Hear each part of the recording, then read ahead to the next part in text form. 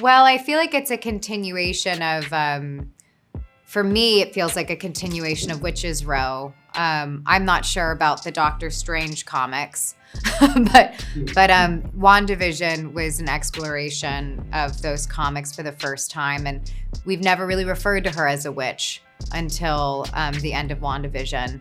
And so I feel like now she's on a different path, and one of being more confident in her destiny of this woman that she was always meant to be. Si rompes las reglas, ¡Cuidado!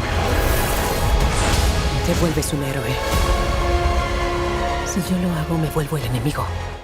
I feel like I definitely gravitate towards characters that, from an audience perspective or an analytical perspective, you can talk about their state of their mental health. But for me as an actor, I can't be the person diagnosing them, even though I can kind of see it from a third-party perspective. I just have to be in their point of view, because as you probably know, anyone who is having an episode, they're not aware that they're having an episode. You just have to pick their point of view and go for it.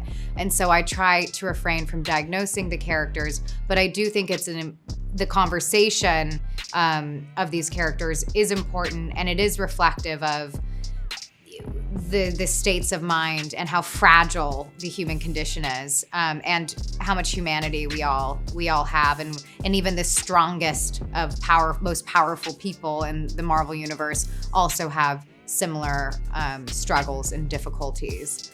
And so I don't know how to communicate about it as this symbol of mental health, except for me wanting to defend their point of view and their perspective.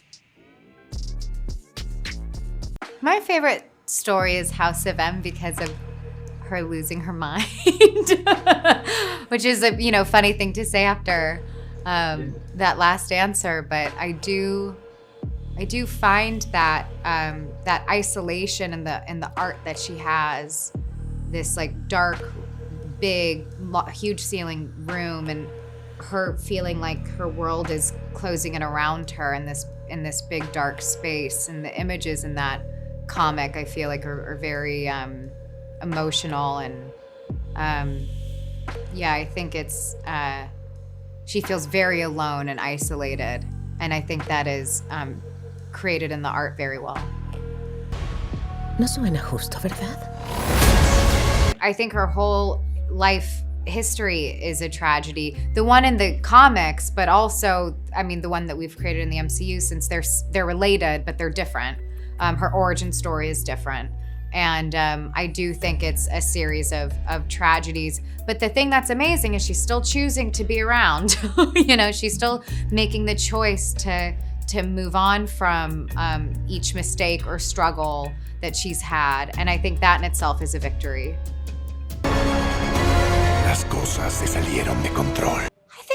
I think I was interested in Thanos. I was really interested in his just trying to, someone who has such a inhumane point of view. I always want to try and understand people who I don't agree with, or who I think are morally wrong, and I want to be able to understand them. And so maybe part of me would be curious about that.